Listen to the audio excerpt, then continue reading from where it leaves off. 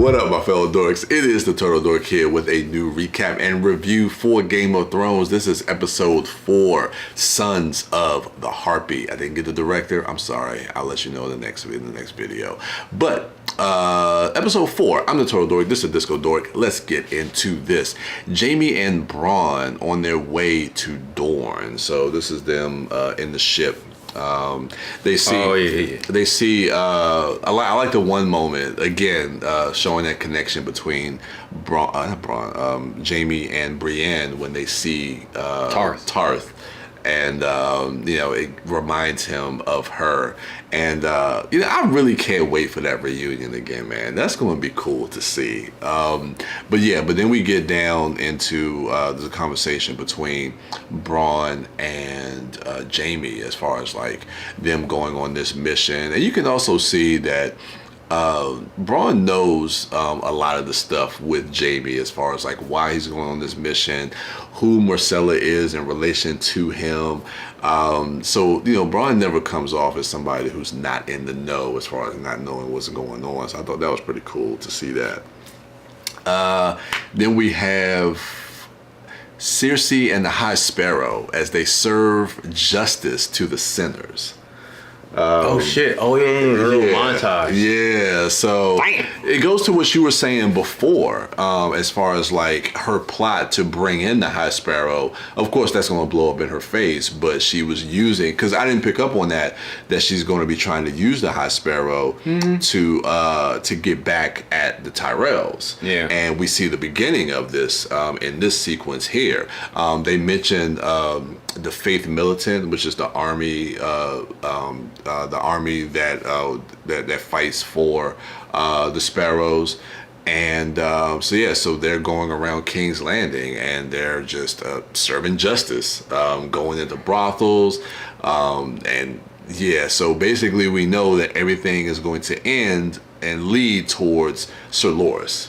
And we get to that moment, and between this, we're intercutting with Lancel, Cersei's cousin, who's getting the knifing of the sigil on his forehead for the High Sparrow, and we also see how that's going to be foreshadowing in later episodes. Well, he was getting that's the Faith Militant symbol. He was already following the High Sparrow, like from the previous. Remember when he went and asked for forgiveness from Cersei in the previous episode? So he's becoming one because he is actually the one that leads the apprehension of Loras. Yeah. So, and that's a little bit of foreshadowing leading into how that's going to turn on Cersei, because of course we know while Jaime was gone, she was sleeping with Lancel.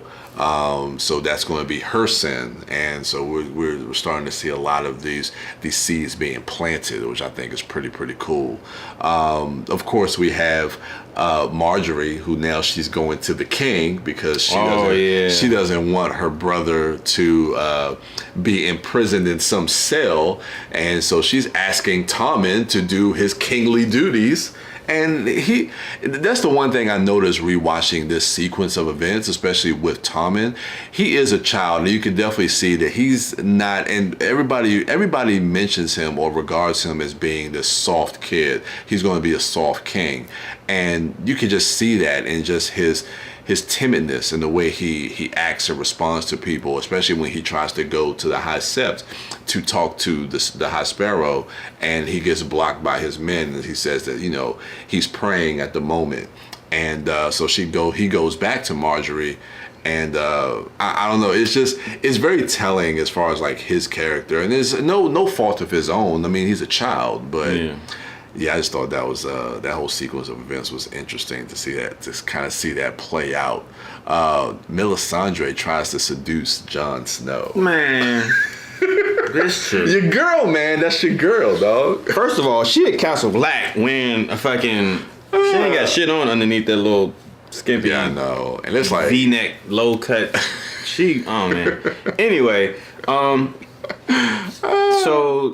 she's trying to seduce him, but not in a purely sexual way. I mean, if you watch the show and her big thing is she believes that she says it in this scene, she believes that there is this power in Jon Snow, in the same way that she said that same shit to Stannis as well, to create the fucking smoke baby. So I don't know if she wants to create a smoke baby with Jon, a new one, or a light baby, or what, but anyway, the scene just goes a long way to just cement the fact that Jon has been and still continues to be a man of principle, and he's going to stay true to that. And even if he won't betray those principles. He won't betray his love to Ygritte. Even if she's dead. Yeah. And he doesn't have the weakness of flesh as a lot of other men probably would. Very true. And you can see, like when she disrobes in front of him and places his hand on her heart. I mean, he seems to be tempted to a degree. You could see that, but I think it's important that you even show that, because because if they had done that scene any other way, like maybe him not touch her, but him just flat out refuse or whatever. I mean, it still proves that Jon can say no, but to have him actually have that physical contact, but still be able to turn away from it, having felt that, I think that just proves that he is like a strong person inside. And like I don't know, like I can't remember. I don't know what she's trying to do as far as consummating that with him. Like, I don't know if she is. I was joking when I said this. I was half joking when I said if she's trying to create another smoke baby or a light baby. But there's a purpose for that, and it's not sexual. It's not just. She probably do want to fuck him because. But my whole thing is like, we know. I don't know how much she knows as far as like. Just because at the end of the scene, she says the line that Ygritte always says, like, "You know nothing, Jon Snow." So I wonder if she knows that he is a Targaryen. I think she does. Because she's always talking about, you have king's blood. Because she mentions that in the scene prior where she's talking to Stannis and Selysa's there looking at his daughter Shireen. And because, like, Selysa is always just, like, looking at Shireen in almost like in disgust because she couldn't give Stannis a boy, but Melisandre says she has king's blood. She has your blood running through her veins, which I think alludes to when they're going to burn her. Yeah, that's what that. But I'm also thinking too, like, if she knows that he's a Targaryen, he also has king's blood running through his veins. So that's probably why I think the same way she was trying to seduce Gendry. So I think that may have something to do with that. So I don't know. That's just what I'm saying. And we haven't really seen that play out fully because we know Melisandre is going to be in the final season, and what her role is going to be in that, we don't know, because we know Dany is around now. But what her role is going to be, I don't know. But I think in this moment, it may have something to do with that in order as far as trying to, I don't know, if she's doing that to help Stannis, which she probably is trying to do that to help Stannis, but the same way she was using Gendry, I think she's trying to use Jon Snow, but he's not as weak with the flesh the way Gendry was. Yeah. But let's get to Stannis and Shireen. Great scene between father and daughter, but at the same time, we all know where this is going to lead. And it also shows me at the end of that scene, we'll get into the scene, but I know it's at the end of that scene, after Stannis tells that story about, her being born with the grayscale and him doing what he can do to cure her from that. And she goes to hug him. Like, it's hard for him to show, to embrace her at first and to show some type of compassion towards his daughter, even though we see it just through him telling that story that he does love his daughter. I mean, we saw that even previously with the scenes, but more so than her own mother, Selyse, because she just fucking, I don't know, man. That woman is vile. She is just, I don't know. But anything you take away from that moment between Stannis and Shireen? No. No, because we know where it's going. Yeah, like I told you, in every scene that she is in, I don't even care if it's like with her in Davos and she's teaching him to read or whatever. Like, it's just hard for me to watch. Yeah, you know, it's just hard for me to watch. I don't take any enjoyment out of those scenes. Yeah, unfortunately, because we know where that storyline is headed. Yeah. Let's get to Baelish and Sansa. Now, I put this Baelish and Sansa in the crypts, but I'm confused. And please, guys, if you watch this video, comment below and let me know. The crypts are in Winterfell because we see. Well, you can so. So do they have multiple statues? No. They're. I don't know. Yeah. So Moat Caitlin is in the north, and it's a fortification that's not far from Winterfell, but they connect. The crypts are underneath. I guess picture like a midpoint, and you can get to the crypts from beneath either so location. They're not directly like underneath Winterfell or where Winterfell is. Mm-mm. Okay, because I was a bit confused because I was assuming that especially when we had the scene in season 1 with Robert and Ned in the crypts and they're looking at Lyanna's statue. Yeah. So it's not like they go down into the basement directly down. They go down and then they have to go a little bit. And they have to walk. Okay, because Robert puts the feather, and then we see Sansa pick up the feather, and I thought this was a great scene too. That feather is in the teaser for season 8 as well. Yeah. Which is God. Okay, I'm excited. But we get a lot of, again, more information about when Baelish is telling her about Rhaegar Targaryen and how he, of course, we know a lot of this now. Ilya Martell, which was the sister of Oberyn, who was married to Rhaegar, but he was always in love with Lyanna, and he tells the story of how he would pass her to give Lyanna these flowers. And this is also planting a lot of seeds, I think, of that reveal that we're going to get about Jon Snow, I think, next season, because everything is kind of leading to that. But I like hearing this now, especially on the rewatch, so I can kind of pick up these little tidbits that we're hearing about that relationship between Rhaegar and Lyanna, and ultimately the secret that Ned Stark had to keep. So I thought that was a really, really cool scene to see. Bronn and Jaime, when they have to fight the Dornish guards. The Dornish, it's the Dornish guards. Yeah. There we go. Another great scene with Jaime and Bronn. I really like Bronn as a character, man. He's just he's hard to kind of root against, even though he's kind of I don't even can say they're enemies because we connect with all these different people. But I thought that was a good battle scene between between them and these guards when they get called out, because I guess these guards, I don't know if they get noticed, but they recognize that they're from King's Landing just based on Bronn's accent. Yes. And so then they have a little fight, and then we get to the scene as the intro of the Sand Snakes, the first time we see them. Old girl, that's funny. Both the leads from Iron Fist are in the Game of Thrones. What's her name? Jessica Henwick. She's one of the Sand Snakes. For real? Yeah. Oh. Yeah, that's the girl that plays. I forget the character that in Iron Fist that she plays. I can't remember her name offhand, but yeah. And then Loras. That's crazy. So both of these characters became the leads in Iron Fist. Too bad that show couldn't have been like Game of Thrones. But I like the fact that Ilaria Martell is going there to meet up with her daughters because they're trying to get revenge against the Lannisters for the death of Oberyn. And they hear that Jaime.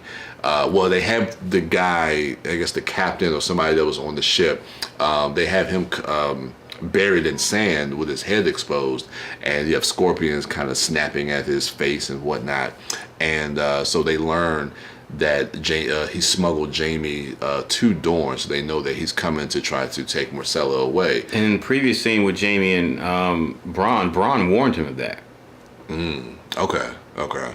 Yeah. So one, I can't remember their names, but one of the sand snakes basically takes the spear because she's telling the story about her father, and she takes the spear and just daggers him right in the head. It's like, man, nobody gets like a good death. Like, if you're gonna go in a pretty bad way. Like, you got scorpions all over your face, and then you get a fucking dagger through your face. Like, it's hard. It's a hard way to go. Tyrion and Jorah, the wasted kidnapping. Oh, yeah. So this is a wasted kidnapping. Like we've been saying before, that especially once he learns where Jorah is taking him, because just like you mentioned, or I think we may have said this off air, that at the end of the last episode, we didn't know if he was taking Tyrion back to King's Landing, because he says, I'm going to take you to the Queen. And Tyrion even remarks that to Jorah. It's like he thought that he was going back to King's Landing to basically be killed, to be beheaded. But then he mentions that he's taking him to Daenerys. And so he kind of laughs at that, and he figures out who he is, and that he was the spy because he saw the sigil and everything. So he knows that it's Jorah, and talks about the meetings at the small council. So he knows his whole story just by that. But so they're on the boat, so we know they're going to run into some of the stone men at some point. Yeah. Then we get to the final scene, the Harpy. The Harpy's attack. But before we get there, I guess the scene with Sal, because it's always funny. We know when somebody is going to die when they have like one of these really moments, and Sir Barristan Selmy has that moment with Dany where he's talking to her about her brother Rhaegar, and how they would walk around King's Landing among the common people, and he would sing a song, and he would be there just to make sure that he didn't get killed. And it was a nice little exchange between Selmy and Dany. You should have saved that story for later. You wouldn't have been able to told her later. No, well, I know. He died because he told her that goddamn happy story. Yeah, that's the reason he died. Yeah, if he had known. But then we see that the Sons of the Harpy are attacking Meereen, and we get to that long hallway that has kind of been teased, or that we see here, and some of the Unsullied are fighting the Sons of the Harpy, and that's a pretty good battle scene, man. That was a pretty good. I like that. And then we have our boy Grey Worm there, and he's getting his man. And then we hear, I think Selmy hears some of the horns, and so he knows something is happening. So he goes there to help out. And even Selmy gets his man. I mean, because we know that he was part of the King's Guard, not just for the Mad King, but for Joffrey and for Robert Baratheon. So he could fight. And they've mentioned how good of a fighter that Barristan Selmy was. But he's gotten a little bit older. But I wanted to actually see him do his thing. And we actually got to see Barristan do his thing before he nobly died for the Queen. Grey Worm actually saves him from getting his throat slit, but can't save him from death, and they both are kind of laying there. I don't know, man. In that moment, like when it cuts to black, we know that Selmy dies, but I mean, I was thinking that Grey Worm. Well, yeah, on initial watch, it was that both of them died. Yeah. So I don't know, man. Yeah, they're all our characters. I mean, being 4 episodes into season 5, we can see that all these characters are going through some hardships. I mean, you look at Dany, we look at Sansa, look at Jon. Cersei's is coming. This is definitely a season where a lot of our characters are going to kind of be dragged through the mud to some degree, one degree or another. But they will rise again. So yeah, man, that's episode 4 for Game of Thrones, Sons of the Harpy. So let us know what you thought of this episode in the comments below. Remember to rate, like, subscribe, and share. And go to check out our other dorks at MouthDork, at WB Das, and at Sidewalk Siren. I am the Turtle Dork. This is the Disco Dork. I didn't mix any of that shit up. I got it. And with that, we're out.